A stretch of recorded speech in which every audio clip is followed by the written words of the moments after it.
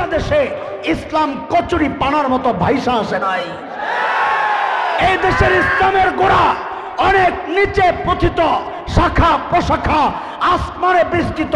শুনে নাও, কান খুলে শুনে নাও, বাংলাদেশ রক্তে কেনা স্বাধীনতা, ৭১ দেশ মুক্তির জন্য একবার মুক্তিযুদ্ধ হয়েছে।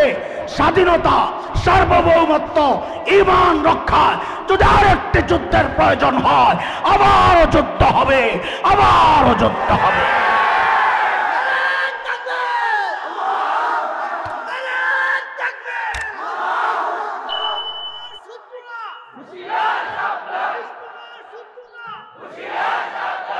বর্ডারের ওই পারে মাঝে মধ্যে দেখি বেসকি দেয়, বেসকি বিজেপির পান্ডারা, সন্ডারা, ডাকাতরা, সন্ত্রাসীরা,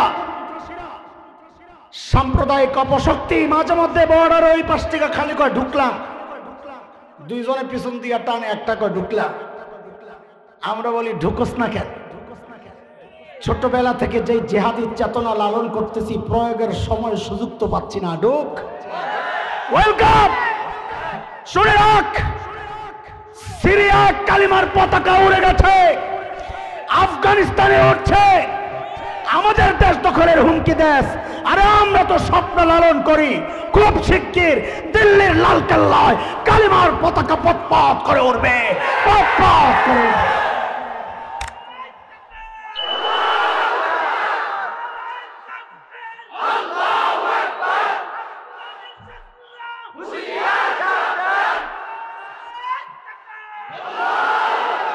বাংলাদেশ দখলের আগে, চিন্তা করার আগে, দখল তো হবে না, চিন্তার আগে আমাদের ইতিহাস পড়ে আসিস। আমাদের এক সোনালী ইতিহাস আছে। সেটা কি? আয়াতে আল্লাহ বলেন, যারা কাফির তারা বলে এই কোরআন শুনবা না এবং হট্টগোল তৈরি করবা, তাইলে তোমরা জয়ী হবা, জয়ী থাকবে। এই হলো প্রথম আয়াতের তর্জমা, শেষগুলো আর করছি না। ইমাম কুরতুবী রহমতুল্লাহ আলাইহি হযরত ইবনে আব্বাস রাদিয়াল্লাহু তাআলা আনহুমার একটা বর্ণনা এনেছেন, তাফসীর, যে এই আয়াতগুলো আল্লাহ মক্কার কাফিরদের সম্পর্কে নাজিল করেছেন। কাদের সম্পর্কে বলেন তো? আমার একটু কথাবার্তা বলা লাগবে। কাদের সম্পর্কে? মক্কার কাফির। বলেন। আচ্ছা, নবী আলাইহিস সালাম নবুয়ত পাওয়ার আগে মক্কায় কাফের ছিল না? ছিল না? ওদের ব্যাপারে না, নবুয়ত পাওয়ার পরের যারা কাফের। তার মানে আমরা আরো সহজে যদি বলি, আবু জাহেলদের সম্পর্কে আল্লাহ এই আয়াতগুলো নাযিল করেছিলেন। বলেন কাদের সম্পর্কে? আবু জাহেলদের, বুঝছেন তো? আবু লাহাব, উতবা, শাইবা, উমাইয়া ইবনে খালফ, যা আছে বড় বড় নেতা সবাই। ওদের বক্তব্য ছিল দুইটা, এই কোরআন শুনবা না, কাউকে শুনতেও দিবা না। দুষ্ট চক্রের দুনিয়ায় জয়ী হওয়ার রাস্তা এটাই, লাআল্লাকুম তাগলিবুন। তুমি যদি জয়ী হতে চাও তাইলে এই দুই কাজ করতে হবে, কোরআন নিজেও শুনবা না, কাউকে শুনতেও দিবা না। মূলত বক্তব্যটা কাফেরদের না, ইবলিসের। কার বলেন? কারণ ইবলিসের চূড়ান্ত টার্গেট হচ্ছে বান্দাকে রব থেকে বিচ্ছিন্ন করা। সেটা ইবলিস বলেছে। সূরা আরাফ 16 নম্বর আয়াত। ইবলিসের কথা আল্লাহ আমাদেরকে জানাইয়া দিয়েছেন। ইবলিস কি বলে? আল্লাহ বলছেন, قال فبما أغويتني لأقعدن لهم صراطك المستقيم। আল্লাহ যাদের কারণে আমাকে তাড়াইয়া দিয়েছেন। এই ইবলিসকে আল্লাহ কাদের কারণে তাড়াইছেন? হ্যাঁ, দেখছেন ওর বাটপাড়ির খপ্পরে আপনারাও পড়ে গেছে। ইবলিসকে আদম আর হাওয়ার কারণে আল্লাহ তাড়ান নাই, ইবলিসকে তাড়াইছেন তার নিজের অপরাধের কারণে। অপরাধ করে নাই? আপনি খান, আমার পরে 20 টাকা দিয়ে দিয়ে আমি পরে খাই। এটাই সমাজের দুষ্ট চক্রদের একটা কাজ, পথ। দোষ করে নিজে চাপায়া দেয় আরেকজনের কাঁধে, মূর্তি ভাঙ্গে নিজে চাপায়া দেয় মুসলমানদের উপরে। এটা সিস্টেম, শয়তানের একটা সিস্টেম এটা। ইবলিস বলে আল্লাহ যাদের কারণে আমাকে আপনি তাড়াইছেন আমি ওদেরকে ছাড়ব না। কি করবি? বলে তারা যেই রাস্তা সিরাতে মুস্তাকিম ধরে যে আপনার কাছে আসবে আমি ওখানে বসে যাব, আসতে দিব না। তাইলে ইবলিসের চূড়ান্ত টার্গেট হলো বান্দাকে রব থেকে। এই মিশন বাস্তবায়নে পদ্ধতি কি হইতে পারে? ইবলিস বুঝেছে পদ্ধতি হইল বান্দাকে কোরআন থেকে দূরে সরাও, বান্দা অটোমেটিক রব থেকে বিচ্ছিন্ন হবে। এই কথাটা বোঝার জন্য সূরা রহমানের প্রথম 3টা আয়াত একটু খেয়াল করেন, সিরিয়াল সহ খেয়াল করবেন। আল্লাহ বলেন আর রহমান আল্লামাল কুরআন খলাকাল ইনসান।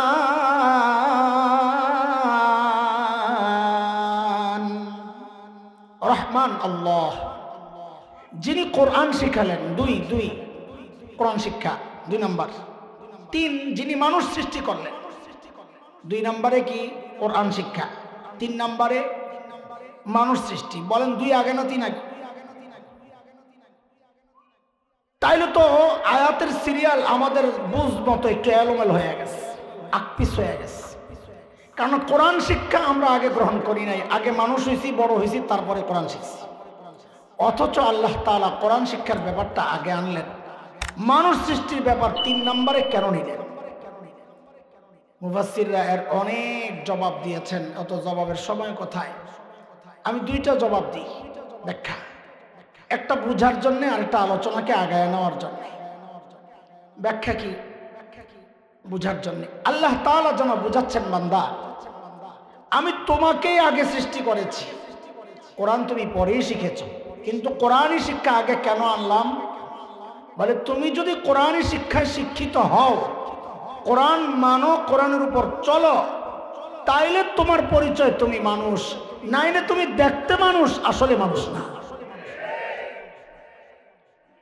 এটা বোঝার জন্য তাসলিমা নাসরিনের একটা বক্তব্য শুনলেই বুঝবেন।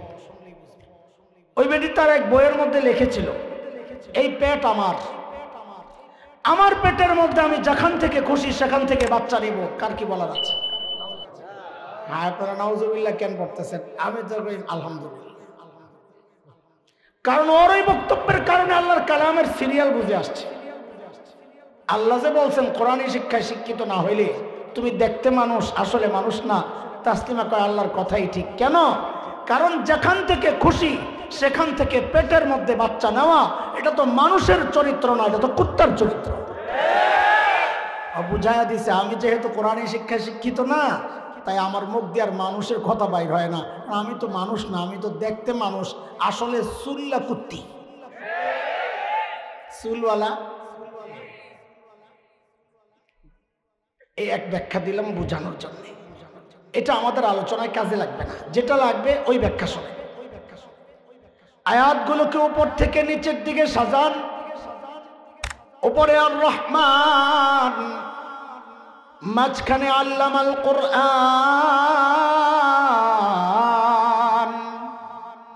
নিচে খালাকাল ইনসান। উপরে রহমান, বলেন আমার সাথে, বলেন বলেন, উপরে, মাঝখানে কোরআন, বলেন বলেন, উপরে, মাঝখানে, নিচে ইনসান, নিচে আল্লাহ যেন বলছেন বান্দারে আমি রহমান উপরে, তুমি মানুষ নিচে। আমি রহমানের রহমত যদি তুমি মানুষ পর্যন্ত আনতে চাও, দুনিয়ার কোন তন্ত্রে মন্ত্রে ইজমে কাজ হবে না, রাস্তা একটাই, রহমান আর বান্দার মাঝখান দিয়ে কোরআন ঢুকায়া দাও। কোরআন ঢুকবে তো রহমানের সাথে বান্দার সম্পর্ক জুড়বে, কোরআন নাই তো রহমান থেকে বান্দা বিচ্ছিন্ন হয়ে যাবে। এই খবর শয়তানের আছে না নাই? ও বাটপার আমার আপনার চেয়ে ভালো বুঝে। এই জন্য শয়তানের চূড়ান্ত টার্গেট হচ্ছে বান্দাকে রব থেকে বিচ্ছিন্ন করা। কিন্তু শয়তান বড় বাটপার না চালাক? চালাক না, বাটপার। বলেন খালি বাটপার না আরো কিছু আছে কি? একটা ফেমাস শব্দ আছে, ওটা কেউ কয় না। ওরে বাটপার, সাবাস। আমার ভাই একটা এক শব্দ কইছে, আল্লাহ এত কবুল করছে, আল্লাহ জবানে আরো বরকত দিক, এই আমলেও বরকত দিক। শয়তান বড় বাটপার। বাটপার কোনোদিন মানুষকে এক পদ্ধতিতে ধোঁকা দেয় না, ধরা পড়ে যাব। শয়তানেরও সিদ্ধান্ত, আমি যে মানুষকে রব থেকে বিচ্ছিন্ন করব, পদ্ধতি একটা গ্রহণ করব না। কি করবি? তো শয়তান নিজেই বলতেছে, সূরা আরাফ আয়াত 17, ثم لآتينهم من بين أيديهم ومن خلفهم وعن أيمانهم وعن شمائلهم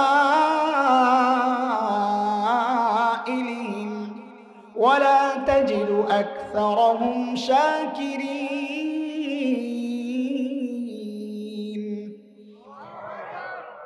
আমি দিক বলবো, তোমরা সংখ্যা বলবা।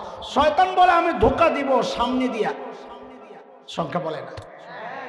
পেছন দিয়া, ডান দিয়া, বাম দিয়া, কটা হয়েছে? কোন কোন মুফাসসির বলেছেন, অনেক ব্যাখ্যায় আয়াতের, কেউ কেউ বলেছেন মানে হচ্ছে শয়তান কাউকে ধোঁকা দিতে গেলে কমপক্ষে 4টা পদ্ধতি গ্রহণ করে। এটা একটা ব্যাখ্যা, আরো অনেক ব্যাখ্যা আছে। কমপক্ষে বলেন, তাড়াতাড়ি বলেন, কথা আগাইতে হবে তো। এইটা আবার আল্লাহ 2 আয়াত পরে একটা উদাহরণ দিয়েছেন, দেখ তোর বাবা মারে ধোঁকা দেওয়ার ক্ষেত্রে শয়তান পদ্ধতি গ্রহণ করছে 4টা। 20-21 নম্বর আয়াত আল্লাহ বলতেছে, فوسوس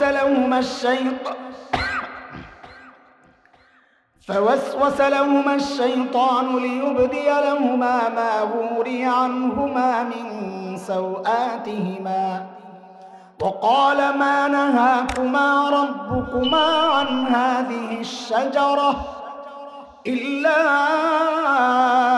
أن تكونا ملكين أو تكونا من الخالدين وقاسمهما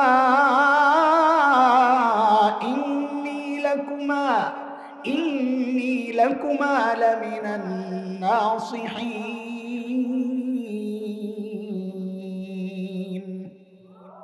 পদ্ধতি কয়টা জানো? জোরে কথা বল। আমি আয়াতগুলো তর্জমা করছি না, আমি শুধু পদ্ধতি দেখাই দিচ্ছি। দেখেন, শয়তান আগে যা সিস্টেম ছিল তার ধোঁকা দেওয়ার, এখনো সিস্টেম ওইটাই, খালি প্যাকেট পাল্টায়, প্যাকেট কি মোড়ক পাল্টায়। আর সময়ের আলেমদের কাজ হচ্ছে প্যাকেট ছিঁড়া ভিতরের জিনিস দেখায় দাও, এই জিনিস কিন্তু আগের চাই।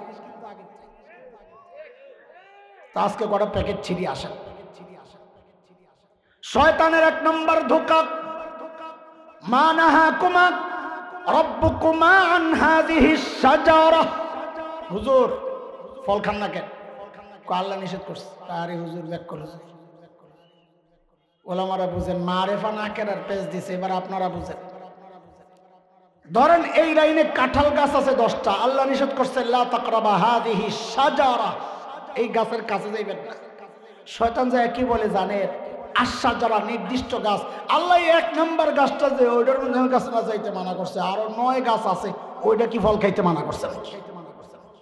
তো আল্লাহর কালামের ব্যাখ্যা সর্বপ্রথম দিল কে? কথা বলে মুফাসসির হুজুরের নাম কি? আর হুজুরে বলে কাজীর নামের শুরুতে মুফাসসির, এত এত উপাধি, 5 তলা টুপি, হাবাকাবা মাখা মুখা দেখে কাটতে যায়।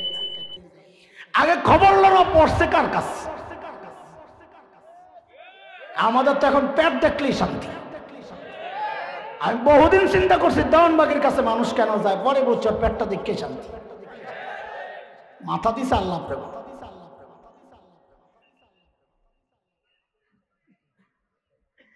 শয়তান যখন দেখলো এই পদ্ধতিতে কাজ হয় নাই, আমার বাবা ধরে লেছে, এইবার মারছে 2 নাম্বার, ইল্লা আন তাকুনা মালাকাইন। ফল কেন খান না?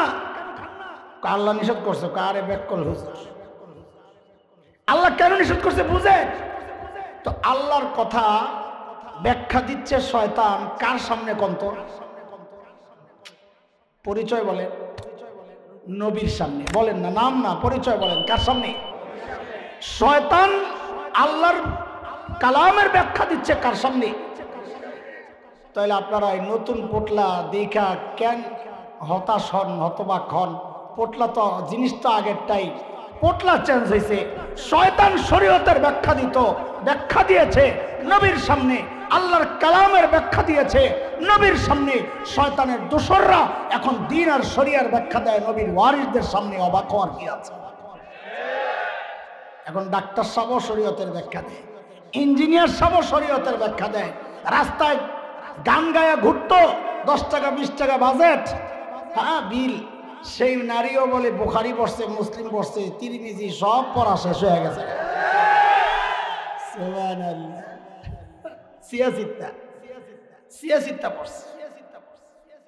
অবাক কেন হয়? শয়তান দিছে আল্লাহর কালামের ব্যাখ্যা নবীর সামনে, শয়তানের দোসররা এখন শরীয়তের ব্যাখ্যা দেয় নবীর ওয়ারিসদের সামনে। এটা নতুন বিষয় না। শয়তান যখন দেখলো 1 নম্বর ধোকায় কাজ হয় নাই, এইবার বললে ফল কেন খান না? বলে আল্লাহ নিষেধ করেছেন। বলে আল্লাহ কেন নিষেধ করেছেন বুঝেন নাই? আপনারা এই ফল খাইলে ফেরেশতা হয়ে যাবেন, এটা আল্লাহ চান না। কি বুঝছেন? নাউজুবিল্লাহ কইছেন কোন? ঠিক আছে, বুঝছেন একটা কিছু হইছে, আলহামদুলিল্লাহ। ধোকাটা কি?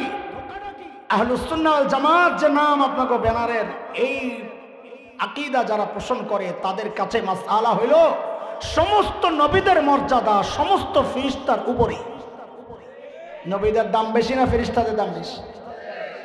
আল্লাহ আদমকে বানাইছেন নবী, শয়তান চায় ফেরেশতা বানাইতে, খাওয়াইয়া তো ঠকাইতে চাইতেছে না জিতাইতে চাইতেছে? ওই যে আপনাদের কেউ কম হুজুর করে ডাক্তার আর ইঞ্জিনিয়ার বানাইতে চান, যে এটাও এই লাইনেরই কাম। কথাটা একটু খোসা হয়ে যাবে, আমি আর ব্যাখ্যায় যাব না, এটা অপব্যাখ্যা বেশি হয়। বাদ। শয়তান যখন দেখলো 2 নম্বর ধোকায় কাজ হয় নাই, এইবার মারছে 3 নম্বর, আও তাকুনা মিনাল খালিদিন। ফল কেন খান না? বলে আল্লাহ নিষেধ করছে। বলে আল্লাহ কেন নিষেধ করছে বুঝেন নাই? বলে কেন? বলে ফল খাইলে জান্নাতে স্থায়ীভাবে থাকার ব্যবস্থা হবে, এটা আল্লাহ চান না। এখানে কি ধোঁকা? কারণ আল্লাহর মর্জির খেলাফ বক্তব্য এটা। আল্লাহ তোমার হাওয়াকে জান্নাতে স্থায়ীভাবে থাকার জন্য বানানি নেই। কই পাঠাবেন? وَإِذْ قَالَ رَبُّكَ لِلْمَلَائِكَةِ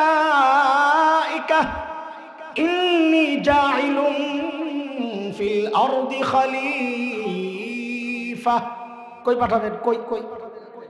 তো দুনিয়ায় পাঠাইলে মাঝখানে জান্নাত থেকে ঘুরে আনছেন কি জন্য? যে দুনিয়ায় করোনা চলতেছে, একটা টিকা দিয়ে যান জান্নাত থেকে।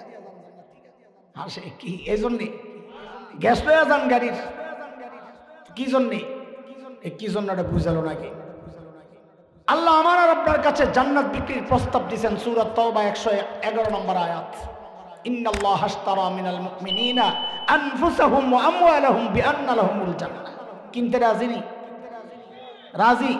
কে কে রাজি দেখি তো? আল্লাহু আকবার। তাড়াতাড়ি হাত নামান, হাত নামান। এই জান্নাত যে কেনার জন্য রেডি হয়েছেন, জান্নাত দেখছেন? এই তো লাগাইছে গন্ডগোল। হুজুররাও কইব না দেখা জিনিস কেউ চালবো না, আবার নাস্তিক মোত্তাদাও কয় আমরা বলে অন্ধবিশ্বাসী, যা সহি তাই বিশ্বাস করি। তো কথা তো সহি, জান্নাত তো না দেখে কেনার জন্য রেডি হয়ে গেছে। রাখবেট কাঞ্চনে মেয়েদেরকে বিয়ে দেয় শ্বশুর বাড়ি দেখার জন্য, মেয়ে নিজে যায় না গার্জিয়ান যায়। ও রমিয়া, ঢাকায় তো মাইয়া 2 রকম। এক মেয়ে হলো মা বাবার বাধ্য সন্তান, ওর সামনে বিয়ের সাথে আলাপ হয়ে লজ্জায় জায়গা আরেক ঘরে যায়, অন্য কাউরে পাঠায় দেয়। মা বাবাকে বলো আমার দেখার দরকার নাই, শোনার দরকার নাই, ওনারা দেখলেই চলবে। আরেক মেয়ে আছে রাতে শাহবাগে গভীর রাতে স্লোগান কন্যা, ওর সামনে বিয়ার আলাপ করলো, হ্যাঁ আমার আগের কি হবে? আচ্ছা ঠিক আছে, তো একটু পরীক্ষা করে দেখতে হবে তো এখন ওইটা না ওইটা কোনটা ভালো। আমি আপনাদেরকে জিজ্ঞেস করি, আপনারা মা বাবার বাধ্য সন্তান না অবাধ্য সন্তান? তাহলে তো ঠিকই আছে কারবার। আল্লাহ আমার বাবা মাকে ডাইরেক্ট দুনিয়ায় না পাঠাইয়া জান্নাত থেকে কেন ঘুরাইয়া আনছেন? যেন কিয়ামত পর্যন্ত নাস্তিক মুরতাদরা বলতে না পারে আমরা জান্নাত না দেখে কেনার জন্য রেডি হয়েছি। না না না না, জান্নাত না দেখে কেনার জন্য রেডি হই নাই। আমরা মা বাবার বাধ্য সন্তান। আমাদের বাবা আদম জান্নাত দেখছেন, আমাদের মা হাওয়া জান্নাত দেখছেন, আমাদের দেখার দরকার নেই। তোরা তো এসব জঙ্গল থেকে বান্দরের পুত, তো ওইগুলোর চিন্তা কি? আমরা আসছি কোত্থেকে? আমার বাবা কোত্থেকে আসছে? শয়তানকে শ্বাসের তো বহুত কট্টর হুজুর দেখা যায়।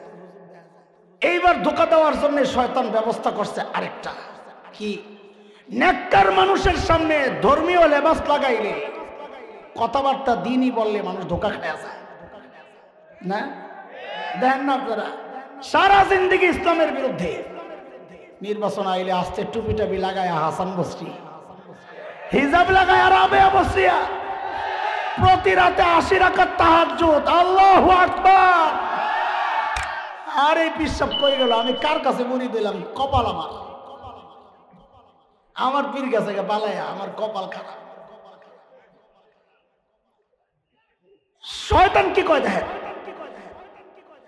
ওয়াকাসামাহুমা ইন্নী লাকুমা লামিনান নাসিহিন। আল্লাহর কসম খায়া বলি আমি আপনাদের হিতাকাঙ্ক্ষী। ওরে বাপ রে বাপ, ভারত যার হিতাকাঙ্ক্ষী হয় তার আর শত্রু লাগে না। আমেরিকা যার বন্ধু হয় তার আর শত্রু লাগে না। ঠিক নি কথা? কি মোহাব্বত, পাইপ লাগায় রাখছে, ওখান থেকে সাপ্লাই হয়। তো সাপ্লাই হলে তোরটা না লস হয়, পাইপ কাটটা দিছে অনসে তো স্ক্যান, বোঝা গেল সাপ্লাই ওখান থেকে হইতো না, এখান থেকে যাইতো। লেন্সা কাটছে, তোর সমস্যা কি? আর আল্লাহওয়ালা ঘুমতে উঠতে বলে খালি কোরআন শরীফ খোঁজা, জানামাজ খোঁজে। তো এমন মানুষ বিপদে বললে তো আল্লাহ না বাঁচাই, মুদি যে বাঁচাইলো এটা ঘটনা বুঝলাম না। হিসাব তো মিলে না, কথা বলেন না আপনারা। আল্লাহ ওয়ালারে মুদি বাঁচাইব, তো এটা কোন আল্লাহ ওয়ালা আমি তো বুঝিনি কিছু। আচ্ছা থাক, ওদিকে গেলাম না। এই যে এতক্ষণ যা বলছি ছোট্ট করে আমি কথা খুব কমায় নিয়ে আসছি। আচ্ছা বলেন তো আমি কি বুঝাইতে পারছি? তিনটা জিনিস। আর জি পরে আগে হুন্নাল।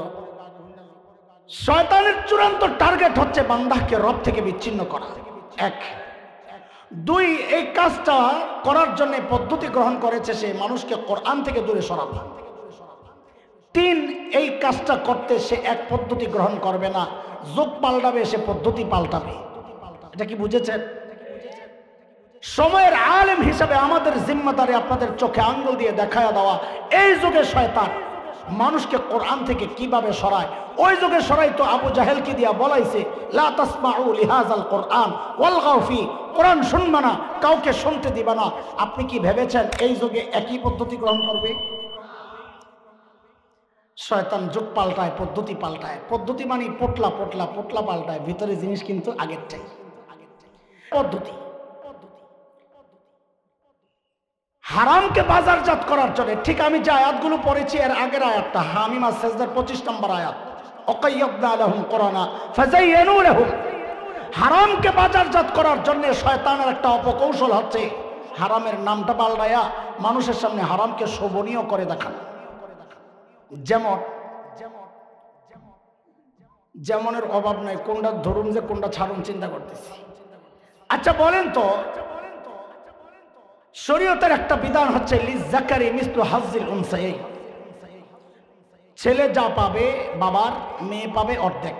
আমার সাথে বলেন তো, ছেলে যা পাবে মেয়ে পাবে, মেয়ে যা পাবে ছেলে পাবে।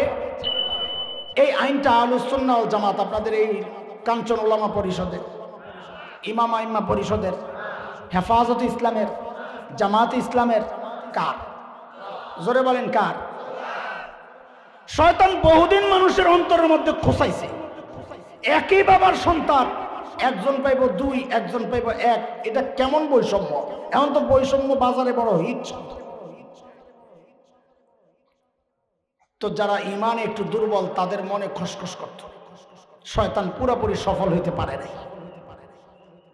তো শয়তান বলছে না, এইভাবে কাজ চলবো না। মুরিদ করে ডাক দিয়েছে, কি করা যায়? কয় স্যার, প্যাকেটটারে পাল্টাইয়া দেন। নতুন প্যাকেটের কি নাম দেওয়া যায়? সমান অধিকার। কি নাম? হায়, মানুষ এমন খাওয়া খাইছে, আমার মুসল্লি আইসা কয় হুজুর যাই বলেন বিধানটা কেমন কেমন জানি লাগে। আমি মুখের উপর বইলা দিছি, আপনার ইমানটা লয়েও আমার কেমন কেমন জানি লাগে।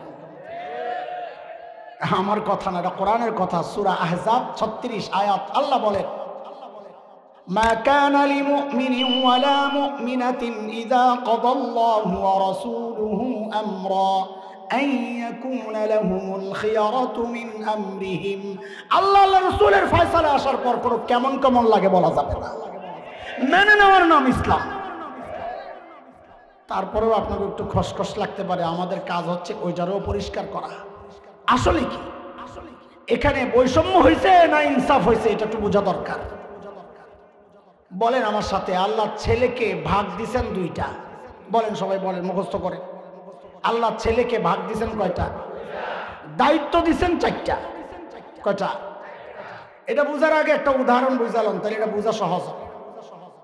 মাওলানা তার মাদ্রাসার বাজার করাবে, তো বাজার যিনি করেন তাকে বলে বাজার করে লেও, কত লাগবে? বলে 5000। ঠিক আছে, আলমারির থেকে 5000 বের করে দিস। পিচ্ছি একটা আছে বানানো, বলে আব্বু আমি একটু বাজারে যাবো। খেয়াল করেন, বাজারে যাব। তো ওই হুজুরকে বলেন যে হুজুর আর একটু বাজারে লয়ে যান। তো দেখেছি পিচ্ছি কেমন জানি মোড়ামুড়ি করে। তো বাপ তো সন্তানের স্বভাব চরিত্র সম্পর্কে সবচাইতে ভালো জানেন, বুঝছে কেন মোড়ায়। পকেট থেকে একটা 100 টাকার নোট বাইর করে কসকসে দিছে, নে মজা খাইস। কি জন্য দিছে? আগে দিছে কত? কি জন্যে? একটু বলেন, আগে দিছে কত? কি জন্যে? এখন দিছে কত? কি জন্যে? যেই না 100 দিছে, পিচ্ছি এমন এক মোড়া দিছে 360 ডিগ্রি। কি হয়েছে? লাগো না। আরে কি হয়েছে? কবি লাগো না। আশ্চর্য, কি হয়েছে বলবি তো। আমি 100 নেব না। কত নিবি? 5000 দেওয়া লাগবে। 5000 কেন? হুজুরে দিছ। হুজুর তো বাজার করবে, আমিও তো বাজারে যাব, সমান অধিকার। এবার আপনারা বলেন, বাচ্চার এই দাবিটা 100 টাকা মজা খাইতে দিয়েছিলেন বাবা, ওইটা না নিয়ে 5000-এর দাবিটা, এটা যৌক্তিক দাবি না শিশু সুলভ পাগলামি? এই পাগলামি আমাকে আপনাকে সমান অধিকারের নামে ওরা গিলাইতে চায় কেমনে, এবার বুঝে। আল্লাহ ছেলেকে ভাগ দিয়েছেন কয়টা? কিন্তু দায়িত্ব দিয়েছেন 4টা। কত? মেয়েকে ভাগ দিয়েছেন 1টা, দায়িত্ব 0। আমার সাথে আমি যেমনি বলি এমনি বলবেন, তোদের কলিজায় লাগবে। বলেন, আল্লাহ মেয়েকে ভাগ দিয়েছেন, দায়িত্ব এমনি না 0, ও কলিজায় যায় লাগে। বলেন দায়িত্ব, বলে কেমনি? তো বুঝেন, আল্লাহ ছেলেকে ভাগ দিয়েছেন কয়টা? দায়িত্ব কেমনে? ও ছেলে, তুমি যদি স্বামী হও তো স্ত্রীর ভরণ পোষণের দায়িত্ব তুমি স্বামীর। ও ছেলে, তুমি যদি বাবা হও তো কন্যার ভরণ পোষণের দায়িত্ব তুমি বাবার। ও ছেলে, তুমি যদি সন্তান হও তো মায়ের ভরণ পোষণের দায়িত্ব তুমি সন্তানের। ও ছেলে, তুমি যদি ভাই হও বোনের ভরণ পোষণের দায়িত্ব তুমি ভাইয়ের। কয়টা ভাগ? কয়টা দায়িত্ব? কয়টা? আল্লাহ মেয়েকে ভাগ দিয়েছেন কয়টা? দায়িত্ব কেমনে 0?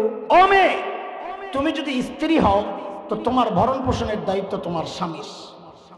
ও মেয়ে, তুমি যদি কন্যা হও তোমার ভরণ পোষণের দায়িত্ব তোমার বাবার। ও মেয়ে, তুমি যদি মা হও তোমার ভরণ পোষণের দায়িত্ব তোমার সন্তানের।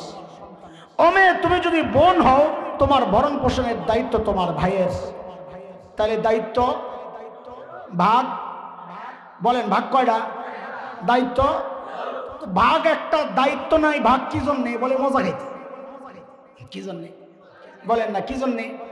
এখন এই মজা খাওয়া গ্রুপ বলে বাজারওয়ালার মতো আমারও সমান সমান দিতে হবে। বলেন এই দাবি যৌক্তিকটা পাগলামি।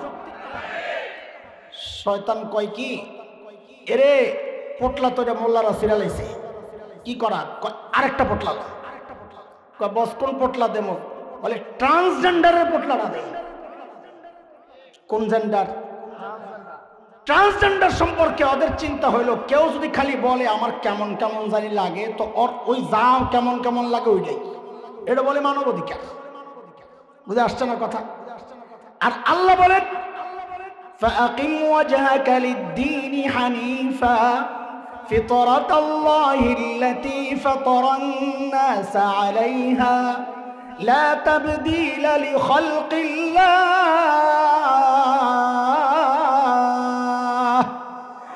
আল্লাহ মানুষকে যা বানাইছেন, সারা দুনিয়ার চিকিৎসা বিজ্ঞানী চেষ্টা করে ছেলেকে মেয়ে বানাইতে পারবে না, মেয়েকে ছেলে বানাতে পারবে না।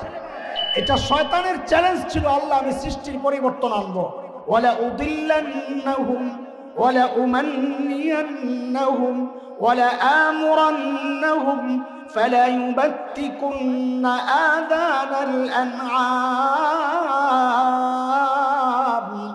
ওয়ালা আমুরান্নাহুম ফালা ইউগাইয়িরুন্না খালকাল্লাহ। শয়তানের টার্গেট ফালা ইউগাইয়িরুন্নাহুম খালকাল্লাহ, আমি সৃষ্টির পরিবর্তন আনবো, ছেলেকে কাটাকাটি করে মেয়ে বানায় দিব, মেয়ের সংযোজন করে ছেলে বানায় দিব, ট্রান্সজেন্ডার। এটা শয়তানের চ্যালেঞ্জ। আল্লাহ বলেন লা তাবদীলা লিখালকিল্লাহ, সৃষ্টির কোনো পরিবর্তন হবে না। এরা কয় সমান অধিকারের একটা দাবি উঠাইছিলাম, পারি নাই, পোটলা নতুনটার নাম কি? এটা দিয়ে আবার সমান অধিকার কেমনে বাস্তবায়ন হবে? ওই যে এক বাবার এক ছেলে এক মেয়ে, ওরে বুঝাইছিল তুমি একই বাবার মেয়ে সমান সমান বলো, দেয় না। ট্রান্সজেন্ডার যদি বাস্তবায়ন করা যায়, এই মেয়েটা খালি একবার যদি বলে আমার কেমন কেমন জানি লাগতাছে, তো ওরা কয় তাহলে তুমি ছেলে, তাহলে তুমি।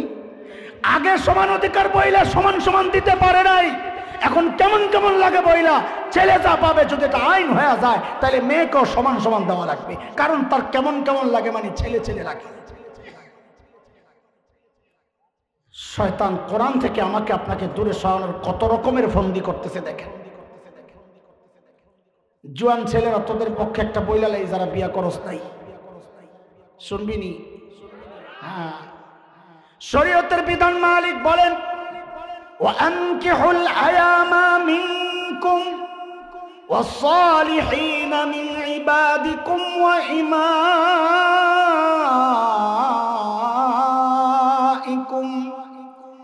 ইন ইয়াকুনু ফুকারা ইউগনিহিমুল্লাহু মিন ফাদলিহি ওয়াল্লাহু ওয়াসিউন আলীম।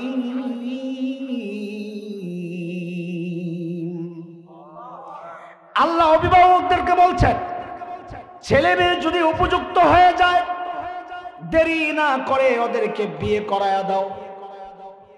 শয়তান কয় না এত তাড়াতাড়ি বিয়ে করানো যাবে না। বলে হুজুর সব খালি শয়তানের কান্দে চাপান, বিয়ে দেরি করলে ওর কি লাভ? কারণ দোস্ত, বিয়ে যত দেরি করাবে জিনা তত ছড়ায়া যাবে। শয়তান কয় খাইছে হুজুরও তো এই জায়গায় হাত দিছে, কয় বস কি করা যায়? কয় পোটলা লো, নতুন পোটলা লো। নতুন পোটলার কি, কোন পোটলা দেওয়া যায়? বলে বাল্য বিয়ের পোটলা ডালো। নতুন পোটলার নাম আইন করছে এই বয়সের নিচে বিয়ে করা যাবে না, এটা শয়তানের নতুন পোটলা। টার্গেট ইসলাম কেমনে বুঝে? কয়েক বছর আগে বগুড়ায় ওদের যে বয়স সীমা এর নিচের দুইটা বাচ্চার বিয়ে হচ্ছিল। বিয়ে করছে ছেলে মেয়ে, আমার সাথে বলেন বিয়ে করছে কে? করাচ্ছে বাবা মা। কারা? সরকারি নথিভুক্ত বয়স বাড়ায় নথিভুক্ত করবে কাজী, সব রেডি। অভিভাবকরা পিচ্ছি একটারে পাঠাইছে, হুজুরে ডাক দেখ, কবুলটা করাইয়া দিক, খুতবাটা পইরা সব রেডি। হুজুরের খবর দিছে, বেচারা জামা পুরানটা গায়ে দিয়ে পান একটা মোহ দিয়া দৌড়, বিকালের বাজারের পয়সাটা আসতেছে, দৌড়ে আইছে। যেই না খালি বিয়ার মজলিসে বসছে, কে জানি জানাইয়া দিছে এই ঘরে বাল্য বিয়ে হচ্ছে। পুলিশ তো মাশাআল্লাহ আসামি ধরার তালে থাকে, দৌড়াই আইছে, আয়া হুজুরের ধরছে। কারে? খেয়াল করেন টার্গেট যে ইসলাম কেন বলতেছি, খেয়াল করেন ধরছে কারে? বিয়ে করলো কারা? করাচ্ছে কি, লেখছে কি?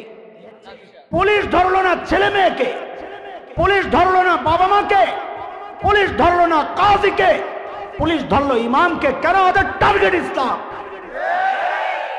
অথচ এই 14 বছরের মেয়েটা প্রেমিকের হাত ধরে পার্কে পার্কে ঘুরে বাল্য প্রেম বলে তাদেরকে কেউ আটকায় না। এই 14 বছরের মেয়ে ফ্ল্যাটে ফ্ল্যাটে প্রতিযোগিতা করে বাল্য প্রতিযোগিতা বলে তাদেরকে কেউ আটকায় না। আটকাইতে মনে চায় কখন? যখন কোরআনী আইন মাইনা, শরিয়া মাইনা বিয়ে বন্ধনে আবদ্ধ হতে যায়, তখন ওরা আটকাইতে চায়। কেন? ওদের টার্গেট হচ্ছে ইসলাম। কোরআন থেকে দূরে সরাও, কোরআন থেকে দূরে সরাও। দেখেন, আপনাদের যদি কেউ কয় শিরিক করো, করবেন? আসেন একজন কোন দেবীর পূজা করতে বললে করবেন? শয়তানকে নতুন পোটলা লো, ওগরে শিরিক করাবো, কিন্তু পোটলা পাল্টা। বস কোন পোটলা দেবো? দে বাঙালির চেতনার পোটলাটা দে। পোটলার নাম? আরে বলেন না পোটলার নাম। তোরা পোটলা 1000টা পাল্টা বেটা, আমরা কোটিবার শিখতে প্রস্তুত আছি। নতুন প্যাকেটের নাম কি? বাঙালি চেতনা। বলেন নতুন প্যাকেটের নাম? ভিতরে শিরিক। বলেন ভিতরে। বলে হুজুর কেমনে? শোনেন না, পোটলা ছিটতে চাইছে। পয়লা বৈশাখ আসতেছে, রমনা বট বলে গানগুন যা হয় ওদিকে গেলে দেরি হয়ে যাবে।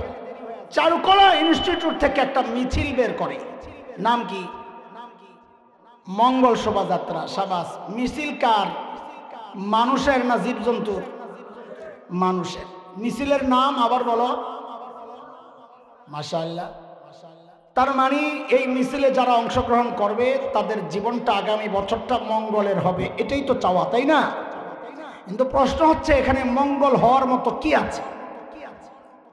আছে, আছে। কেন আছে বল? আমরা বলি নতুন প্যাকেটের মাধ্যমে বাংলাদেশের কোটি কোটি সহজ সরল মুসলমানকে শিরিক করানোর শয়তানের নতুন এক পদ্ধতি। বলে কেমনি? কারণ হচ্ছে আমাদের প্রশ্নটা যায় আর ঠেকছে ওই পেঁচার একটা বড় মূর্তি দেখে, প্রতিকৃতি দেখে। পেঁচাই লোকে, মিছিল তো মানুষের না, পেঁচাও বাঙালি। জীবজন্তুর কোনো ভাষা নাই। বাংলাদেশের গরু ডাক দেয় হাম্বা, ভারতের গরু বুঝি ডাক দেয় আম্মা। আমেরিকার কুকুর ডাক দেয় ঘেউ, বাংলাদেশের কুকুর ডাক দেয় মেও। সূরা লোকমানে আসছে, অমিন আয়াতিহি খালকুস সামাওয়াতি ওয়াল আরদ ওয়া ইখতিলাফু আলসিনাতিকুম ওয়া আলওয়ানিকুম। নানান রঙের চেহারা, ভাষা, নানান ভাষা, এটা আল্লাহর পক্ষ থেকে মানুষের জন্য নেয়ামত। জীবজন্তুর ভাষা এক। তাহলে পেশাই লোকের। ও কেঁচু খুঁড়তে গেলেই তো দেখি সাপ বাইর হয়। কি সেটা? এটা হিন্দুদের এক বিশ্বাসের সাথে সম্পৃক্ত। হিন্দুরা বিশ্বাস করে মঙ্গলের মালিক, ভাগ্যের মালিক মা লক্ষ্মী দেবী। কে কে? আপনি কি বিশ্বাস করেন? আরো জোরে কর। আমি কারো ধর্ম বিশ্বাসে আঘাত দেওয়ার জন্য কথাগুলো বলছি না, আমাদের আপত্তির জায়গাটা বোঝা দরকার। কারো ধর্ম বিশ্বাসকে বাঙালি চেতনার নামে আমাকে গিলাতে গেলে প্রতিরোধ করা, বাধা দেওয়ার অধিকার তো আমার আছে। ওইটাই আমরা বলতে চাচ্ছি। হিন্দুদের বিশ্বাস লক্ষ্মী দেবী হচ্ছে ওদের ভাগ্যের মালিক, মঙ্গলের মালিক। লক্ষ্মী দেবীর স্বামীর নাম বিষ্ণু দেবতা। ছেলে নাই, মেয়ে আছে 6টা। কয়টা? পদ্মা, পদ্মালয়া, ইন্দিরা, শোভা, কমলা, রমা। রাহেন নিজের মায়ের নাম। কতজন এই 6টার নাম বহুজনে রাখছে? পদ্মা, পদ্মালয়া, ইন্দিরা, শোভা, শোভা মুসলমানের মায়ের নাম রাখে, কমলা রাখে, রমাও রাখে। লক্ষ্মী দেবীর 6 মেয়ে। হিন্দুদের বিশ্বাস হচ্ছে লক্ষ্মী দেবীর বাহন হইল পেঁচা। এবার সবগুলারে মিলার মিছিলের নাম মঙ্গলের মিছিল। মঙ্গলের মালিক লক্ষ্মী দেবী। লক্ষ্মী দেবীর বাহন মিছিলে কি বুঝাইতে চান? ও মা লক্ষ্মী দেবী, তোমার বাহন রেডি, তুমি আয়েশা বাহনে আরোহণ করে এই মিছিলের নেতৃত্ব গ্রহণ করো। কেন?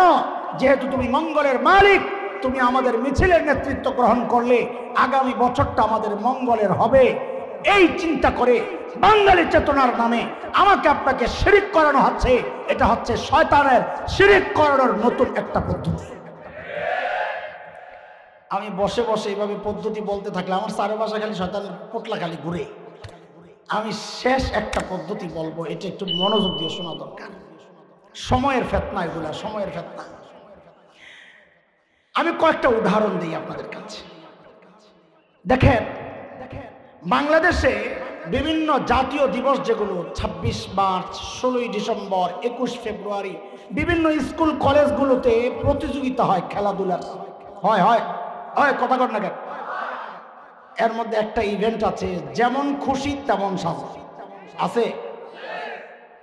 ইদানিং লক্ষ্য করা যাচ্ছে যেমন খুশি তেমন সাজের মধ্যে একটা নতুন সাজ, একটা ছোট্ট বাচ্চাকে যুবক সাজায়, দাড়ি লাগায়া টুপি লাগায়া হুজুর সাজায়, একটা ছোট্ট মেয়েকে শাড়ি পরায়া যুবতী সাজায়। ওরা বিচারক অডিয়েন্সের সামনে অভিনয় করে দেখায় কি এই ছোট্ট হুজুর, মানে ছোট্ট তোরা হুজুরটা ওই মেয়েটার শাড়ি ধরে টানে, বুঝায় এটা হচ্ছে 71-এর দৃশ্য। 71-এ এইভাবে আমাদের যুবতী মেয়েদেরকে এইভাবে ইজ্জত হরণ করেছে এই দাড়িওয়ালা টুপিওয়ালা রাজাকারেরা। উদাহরণ নম্বর 1। উদাহরণ নম্বর 2, বাংলাদেশের টেলিভিশন, সিনেমা, পথনাটক, পঞ্চনাটক। এখন একটা বিষয় আমরা লক্ষ্য করছি, খুব কি সমস্যা, সব দৌড়াচ্ছে ওদিকে। আচ্ছা ঠিক আছে ভাই, কোনো বিশৃঙ্খলা করো না, তোমরা সহজ করে দাও, কোনো ঝামেলা হইলে মীমাংসা করে দাও না। আপনার ওদিকে তাকায় না, কিছু না, হয়তো হুজুর আসতে আনতে গেছে, খেয়াল করে। ইদানিং আমরা লক্ষ্য করছি দুইটা চরিত্র থাকে, নায়ক চরিত্র, ভিলেন চরিত্র। আমরা শুনতে পাচ্ছি নায়ক সাজাচ্ছে, ভিলেন সাজাচ্ছে। ভিলেনকে দিয়া সমাজের সব নিকৃষ্ট কাজগুলো করানো হয়, আর নায়ককে দিয়া সমাজের সব ভালো কাজগুলো করানো হয়। ইদানিং আমরা শুনতে পাচ্ছি ওই ভিলেনকে সাজাচ্ছে, তার মুখে একটু দাড়ি লাগায়া দিচ্ছে, মাথায় টুপি লাগায়া দিচ্ছে। ভিলেন এটা, দাড়িওয়ালা টুপিওয়ালা হচ্ছে ভিলেন, সমাজের সব নিকৃষ্ট কাজ তাকে দিয়া করায়। উদাহরণ নাম্বার 3, খেয়াল করেন। 2013-র কথা আপনাদের মনে থাকার কথা, ঢাকার শাহবাগে গণজাগরণ মঞ্চ বসেছিল যুদ্ধাপরাধীদের বিচার ত্বরান্বিত করার দাবিতে। দেখেন, এগুলোর সাথে আমাদের শত্রুতাও নয়, মিত্রতাও নয়। আমরা শুধু এতটুকু চেয়েছি কোন মজলুম যেন জুলুমের শিকার না হয়, যে অপরাধ করে নাই তাকে যেন অপরাধী সাজানো না হয়। ওই সময়ের কথা, আমার বাসা যেহেতু সায়েন্স ল্যাব শাহবাগের কাছাকাছি, শাহবাগের সেই উত্তাল দিনগুলোর উত্তাপ আমার শরীরেও লাগতো। দেখতাম আসে যায় মানুষ। একদিনের গল্প শোনাচ্ছি আপনাদের। সায়েন্স ল্যাবরেটরি মোড়ে একটা লম্বা ফুট ওভার ব্রিজ আছে, পায়ে হেঁটে রাস্তা পার হওয়ার যে ব্রিজ। একদিন আমার গন্তব্য উত্তর দিক থেকে দক্ষিণ দিকে। এক মা তার ছোট্ট বাচ্চাকে নিয়ে দক্ষিণ দিক থেকে উত্তর দিকে আসছে, আমাকে ক্রস করবে। মার সন্তানের বেশভূষা, গেট আপ, সেট আপ, সাজসজ্জা, পোশাক আশাক দেখে আমার বুঝতে কষ্ট হয় নাই তারা গণজাগরণ মঞ্চ থেকেই আসছে। এতে আমার কোনো আপত্তি নাই, কারণ মায়ের দায়িত্ব সন্তানের হৃদয়ে দ্বীনি চেতনা জাগ্রত করা, ইমানি চেতনা জাগ্রত করা, দেশপ্রেম জাগ্রত করা, এটা মায়ের দায়িত্ব। এতে আমার আপত্তির কি আছে? কিন্তু বিপত্তি বাঁধলো কোথায়? যখন আমাকে ক্রস করবে তখন মা তার ছেলেকে, ওই পিচ্চিটাকে আমাকে দেখায়া দেখায়া শিখাইয়া দিচ্ছে বলার জন্যে, বলো তুই রাজাকার, তুই রাজাকার, তুই রাজাকার। এরে দোস্ত, এই ছোট্ট বাচ্চা গণজাগরণ মঞ্চে গিয়ে হয়তো জেনেছে রাজাকার এক দুষ্ট চরিত্রের নাম, রাজাকার সন্ত্রাসী লুটেরাদের নাম, রাজাকার ধর্ষকের নাম, কিন্তু সে জানতো না রাজাকার দেখতে কেমন।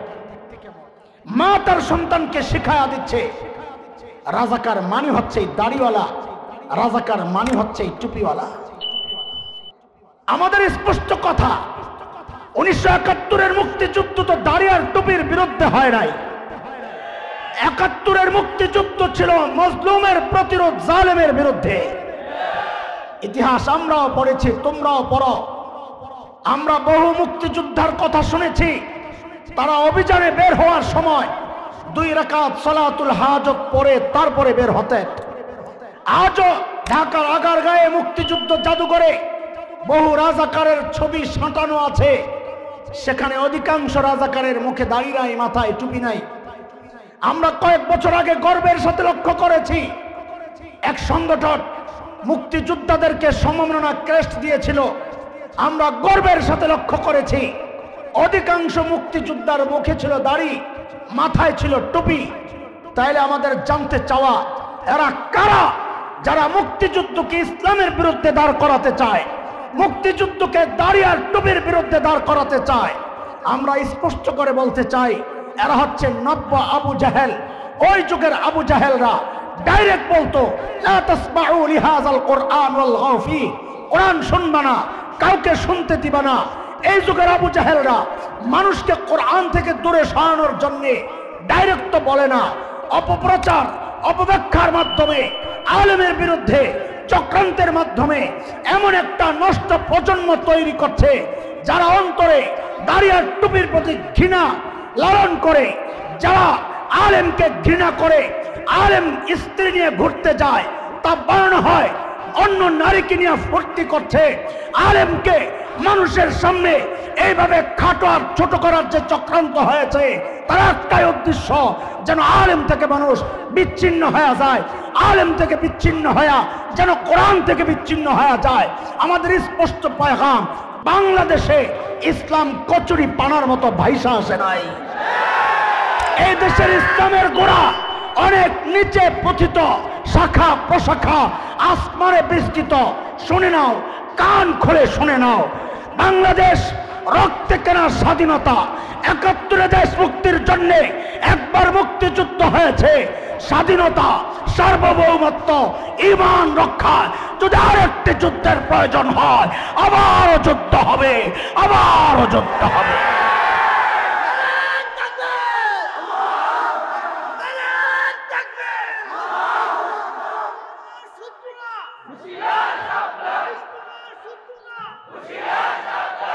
বর্ডারের ওই পারে মাঝে মধ্যে দেখি বেসকি দেয়, বেসকি বিজেপির পান্ডারা, সন্ডারা, ডাকাতরা, সন্ত্রাসীরা, সাম্প্রদায়িক অপশক্তি মাঝে মধ্যে বর্ডার ওই পাশ থেকে খালি করে ঢুকলাম, 2 জনে পিছন দিয়ে টানে একটা করে ঢুকলাম। আমরা বলি, ঢুকোস না কেন? ছোটবেলা থেকে যেই জেহাদি চেতনা লালন করতেছি, প্রয়োগের সময় সুযোগ তো পাচ্ছি না। ঢুক, ওয়েলকাম। শুনে রাখ, সিরিয়া কালিমার পতাকা উড়ে গেছে, আফগানিস্তানে উঠছে, আমাদের দেশ দখলের হুমকি দেশ। আরে আমরা তো স্বপ্ন লালন করি, খুব শিগগির দিল্লির লালকেল্লায় কালিমার পতাকা পথ করে উঠবে, পথ করে উঠবে।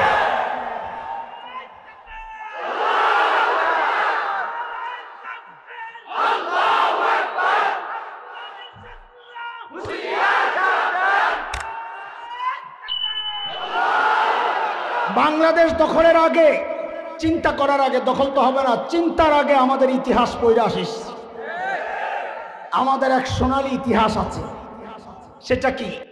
আমাদের রক্ত যখন এই জমিন স্পর্শ করেছিল, ব্রিটিশ লাল কুত্তারা পালাতে বাধ্য হয়েছিল।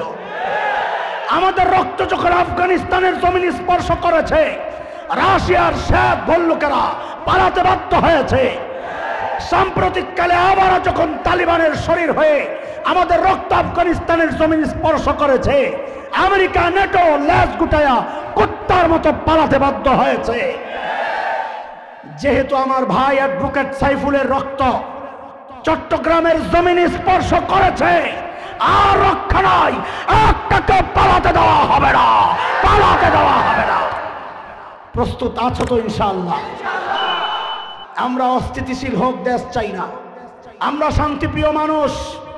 কিন্তু যদি কেউ international society for Krishna consciousness, যার সংখ্যা বিস্কট, তাদের কান্দে চড়ে দেশে বিশৃঙ্খলা তৈরি করতে চায়, আমার দেশের স্বাধীনতার সার্বভৌমত্বের জন্য যদি হুমকি হয়, আর যদি কেউ ব্যাটারি চালিত ওই রিক্সাওয়ালাদের কান্দে চড়ে বাংলাদেশে বিশৃঙ্খলা তৈরি করতে চায়, যদি আমার সহজ সরল আনসার ভাইদের কান্দে চড়ে বাংলাদেশে বিশৃঙ্খলা সৃষ্টি করতে চায়, তাহলে কুকুরকে কি দিয়ে সাইজ করতে হয়, সোজা করতে হয় আমাদের জানা আছে।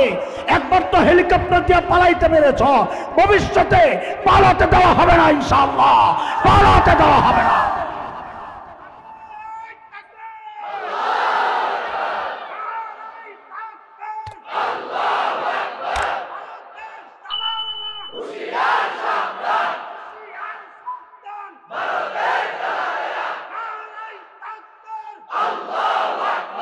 আমরা দেশকে ভালোবাসি কি বাসি না? দেশের স্বাধীনতা সার্বভৌমত্ব স্বীকার করি কি করি না? কিন্তু বাংলাদেশে এমনও কিছু ভারতীয় রাজাকার আছে যাদের শরীরটা এখানে, অন্তরটা দিল্লিতে। আমরা বলি কি ভাই কষ্ট করে লাভ নাই, হয় তোমার অন্তর বাংলাদেশের শরীরের সাথে লয়ে আয়ো, আর হলে তোমার শরীরটারে অন্তরের কাছে বাড়ায় দাও। এত কষ্টের দরকার কি? হ্যাঁ, আমরা এদেশে থাকি, এদেশে জন্মেছি, এই দেশ থেকে টাকা পাচার করে বিদেশে নিজের আখের গুছাই নাই। জন্মেছি এই দেশে, মরবো এই দেশে, ঘুমাবো এই দেশে ইনশাআল্লাহ। আমরা পালাতে জানি না, পালাতে শিখি নাই। কেন? আমরা সেই নবীর উম্মত সাল্লাল্লাহু আলাইহি ওয়াসাল্লাম, যিনি হুনাইনের মাঠে সঙ্গীরা যখন বিশৃঙ্খল অবস্থায় আবু বকর, ওমর, হযরত আব্বাস, আবু সুফিয়ান ইবনে হারিস চাচাতো ভাই লাগাম ধরে আছেন, নবী তার খচ্চর থেকে নামলেন। সবাই পালালে কি হবে, সবাই দূরে সরে গেলে কি হবে? আল্লাহর নবী বললেন, আই আমি কিন্তু পালানোর লোক না, আনান নবিয়্যু লা কাযিব, আনা ইবনু আব্দুল মুত্তালিব, আব্দুল মুত্তালিবের সন্তান আমি, আমার বংশীয় মর্যাদা, বংশীয়ভাবে আমরা পালানোর লোক না। আর নবুয়তের মর্যাদা, নবীও পালায় না। আমরাও বলতে চাই, নাহনু উম্মাতুন নবী লা কাযিব, আমরা সত্য নবীর উম্মত, আমরা পালাতে জানি না। আমরা আব্দুল মুত্তালিবের সন্তান, নবীর উম্মত, আমরা পালাতে শিখি নাই, আমরা পালাতে জানি না, পিঠ দেখাতে জানি না, বুক দেখাতে জানি। দেশ রক্ষায়, মাতৃভূমি রক্ষায়, সার্বভৌমত্ব রক্ষায়, স্বাধীনতা রক্ষায় রক্ত দিতে দিয়েছি। রক্ত যদি আবার দিতে হয়, জান দিতে হয়, মাল দিতে হয়, সন্তান এতিম হোক কোনো পরোয়া নাই, বিবি বিধবা হোক কোনো পরোয়া নাই, স্বাধীনতা রক্ষার জন্য ও মুসলমান যদি ডাক আছে নিজের জীবন দিতে কে কে প্রস্তুত? আল্লাহকে সাক্ষী বানাও।